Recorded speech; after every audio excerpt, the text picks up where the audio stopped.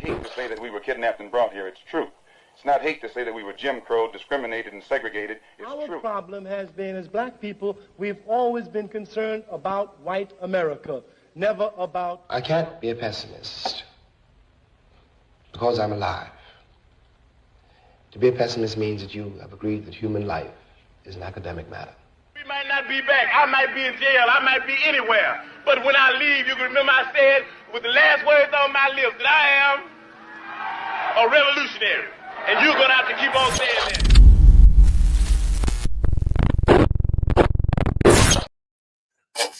Good morning, good afternoon, good evening, good night. Whatever time it is you're watching this, thank you for tapping in. This is Rappin with HRap, and I am here to give you the hottest 15 minutes in the history of the black community.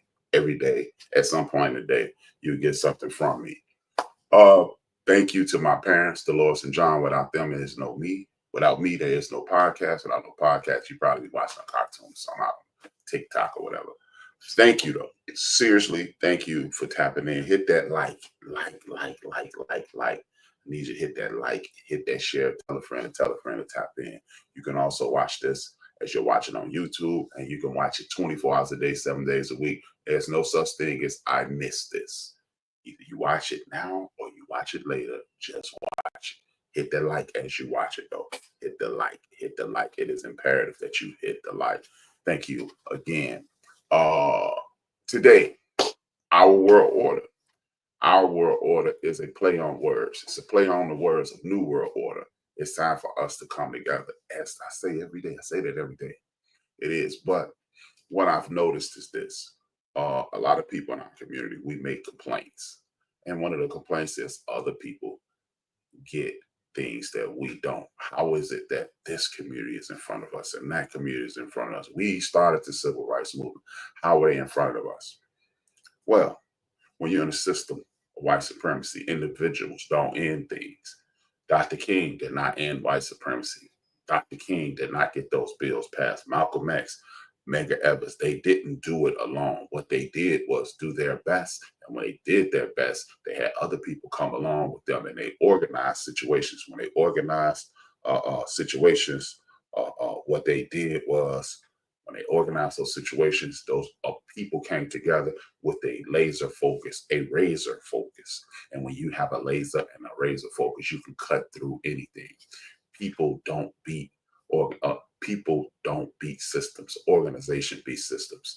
A lot of people in my community, as I speak to them, they complain about things like the LBGQIE community. They're in front of us. Well, what they did was take our blueprint and follow it. So what we've done is put ourselves in a situation to whereas we just complain. We complain to this person, we complain to that person. Like, for example, we live in Chicago. If you live on the southeast side, you complain to people on the south side. If you live on the west side, you complain to people on the north side. You live in the middle of the century, you just complain.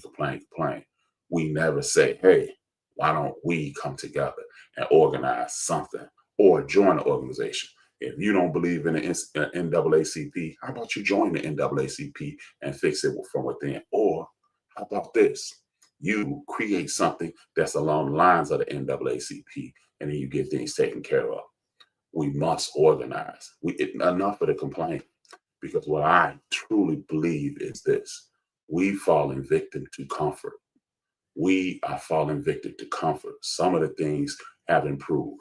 Very few things have improved. Well, we see, oh man, they ain't mentioning us anymore, and this doesn't happen anymore, and we have millionaires and billionaires now, so we're doing better, but we're not. They are doing better.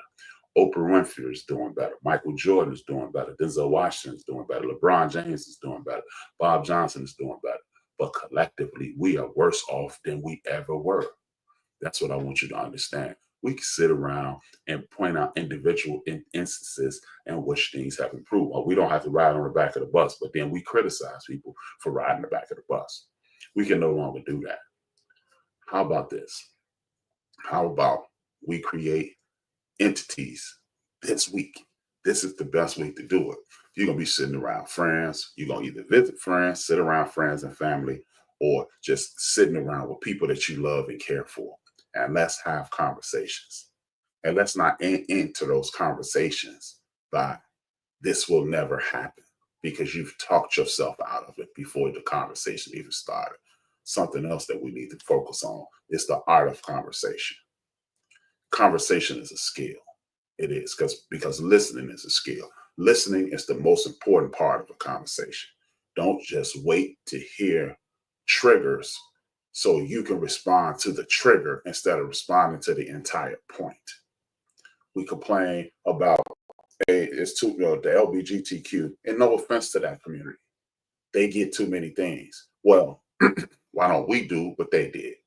They got together and they organized. And if you can't say anything bad about the LGBTQ, but you allow yourself to be denigrated on a regular basis, when are we going to step up and say no more?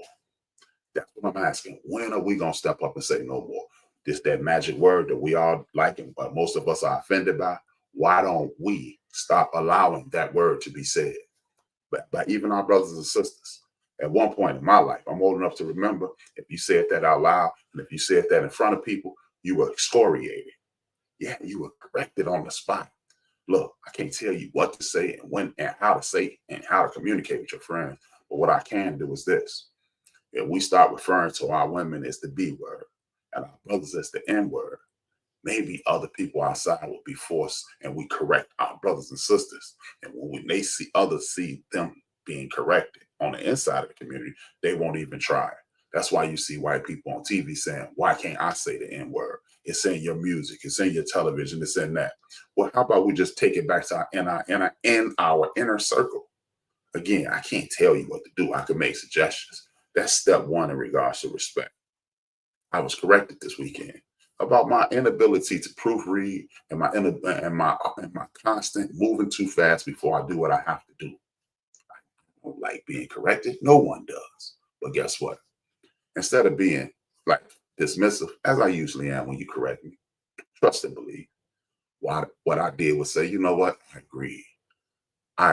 And I said, you know what? I'm moving too fast because I'm always doing like 4 things at one time. That's why I'm on late today. I'm usually on around between 10 and 12. But I ran out of gas today. And it seems as if our community has run out of gas. So let's fuel up as I did. Come on and have clear and cogent thoughts about what we need to do. We could complain or we could organize and get things in order. No more complaining. We need to start talking this week. Most of us are talking during this week because we've been bamboozled into believing that certain things are the way they proceed, are the way they're presented to us. I'm going to give you a small clip. I got clipped 2 weeks ago. That's why the show is shorter now. I got clipped for showing other people's property. This is how you do what I said. They corrected me. Don't show anybody's property longer than 6 minutes. I'm gonna give you 3 minutes or something. It is in the bio of the clip that you received. Just go in and click that link, and I want you to watch the rest of it. I'll be back shortly. Watch this video. It's like 3 minutes. Watch it, and then I'll be back shortly to continue and then wrap up. Thanksgiving is an annual celebration on the 4th Thursday in November in the United States. It is associated with the celebration of thankfulness and joy. And today we're going to talk about the history of Thanksgiving and how that history affected Black folks.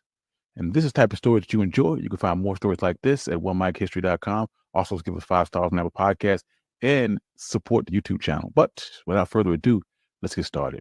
Thanksgiving as a nationally recognized holiday is a combination of history and tradition, myth and truth, originating from the time of the earliest settlers in America.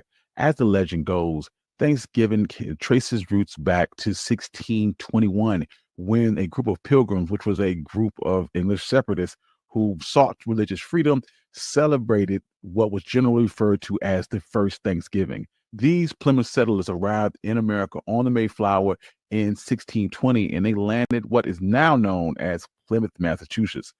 They were not the first European settlers on the continent, but their hardships and subsequent celebrations became enigmatic of the Thanksgiving holiday. The first winter for the pilgrim was particularly harsh, and they were ill-equipped for the situation. Half of the pilgrims would die due to lack of housing and food and severe weather.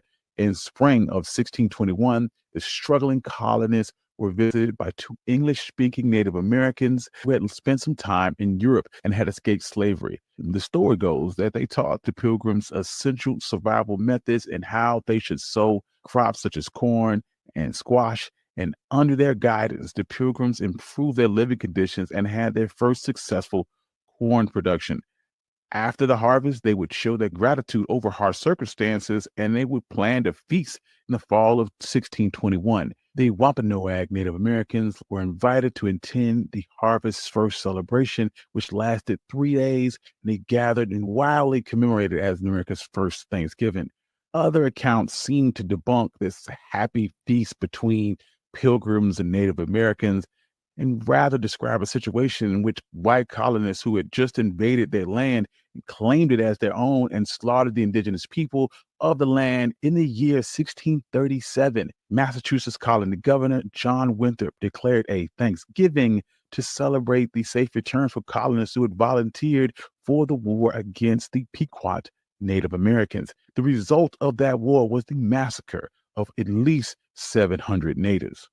Despite all of this, it wasn't until the Revolutionary War that Thanksgiving became a more regular occurrence.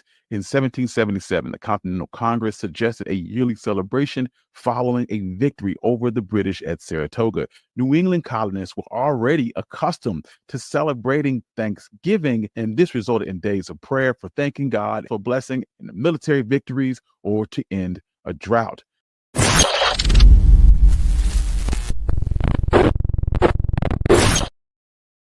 Support the good brother. I forgot his name. It's a One Mic History, ONEMIC History 1 and 2. Check him out, man. He's giving you information that you otherwise may or may not know, or you could even show the younger people so they can understand the struggle and strife that we've been through. What I'm going to address someone, which I rarely do. My young buddy CJ. No, I'm not saying that you can't ever say anything. I'm not saying that I can't be your ruler. What I'm asking is that if we're going to say certain things, we keep them amongst us. That's all. Back to the point. Now, as you saw, we've been miseducated, and it's time for us to accept the miseducation, not absorb it, accept it.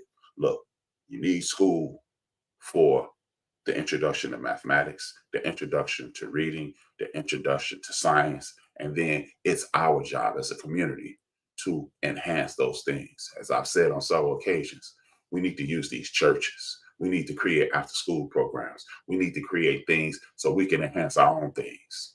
Our history is only important to us. You have Greek school on Saturday. You have Jewish school on Saturday. We need to, and you have Black schools throughout the United States of America, some here in Chicago, some in Philadelphia, and we need to expand those things and support those things nationwide. The reason I even said it that way is this.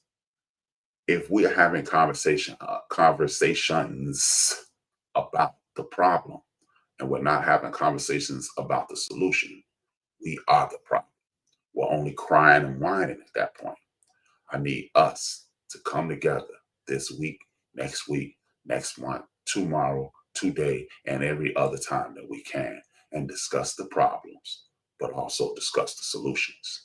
It's time for us to stop complaining. It's time for us to put our big boy pants and big girl pants on and resolve these issues. We have the numbers. Now we just need the time to do